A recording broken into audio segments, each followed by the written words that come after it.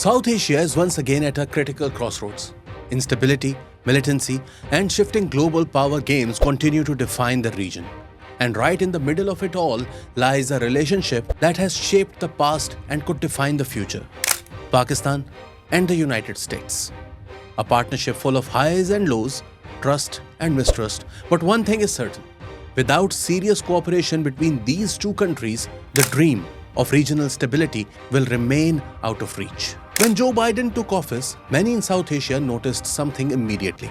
The US was no longer talking about counterterrorism the way it once did. The focus shifted, and after the dramatic withdrawal from Afghanistan in 2021, Washington's attention turned elsewhere. But while America looked away, militant groups saw an opportunity. With external pressure gone, they began to regroup, reorganize, and expand.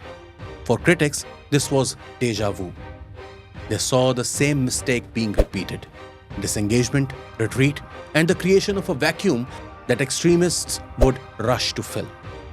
And for Pakistan, which has spent decades battling militancy spilling over from Afghanistan, this looked all too familiar, carrying the burden alone while its partner moved on. History makes the danger clear.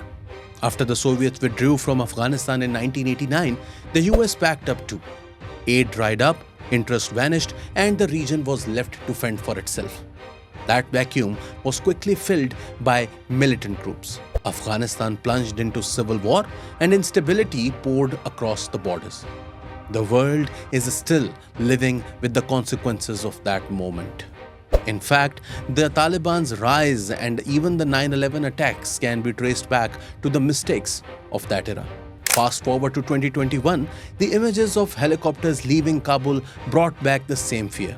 Would South Asia once again be abandoned at the exact moment it needed global engagement the most?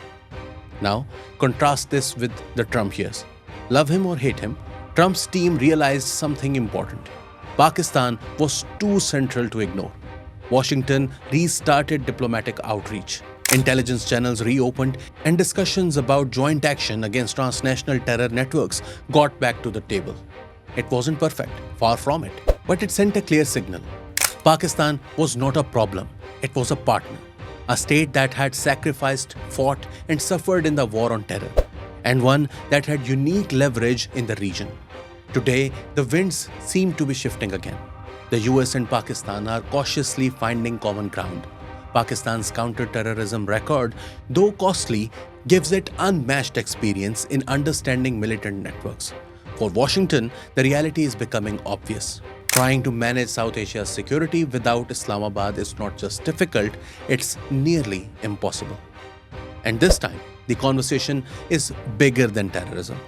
Both sides are talking about border security, intelligence sharing, economic cooperation, and even new age security challenges. Things like cyber threats, disinformation wars, and climate disasters. Pakistan, hit hard by floods and climate shocks, knows firsthand how environmental crises can fuel instability. On the cyber front, both countries face a growing threat from digital espionage and hybrid warfare. These are non-traditional security challenges, and no country can fight them alone. The stakes are massive. If Washington repeats the mistakes of the past, it risks leaving behind yet another power vacuum that will inevitably spiral out of control. And if Pakistan is left to carry the weight on its own, the consequences won't just destabilize South Asia. They'll echo far beyond the region. But there's also an opportunity here. A renewed Pakistan-US partnership, broader than just counter-terrorism and built on long-term trust, could anchor stability at a time when uncertainty defines the world. So, the choice is clear. Will Washington and Islamabad slip back into the same old cycle of cooperation and abandonment? Or will they use this moment to build something smarter, more sustainable, and more honest than what came before? For both countries and for the region as a whole, this isn't just a policy option. It's a strategic necessity, and the time to act on it is now.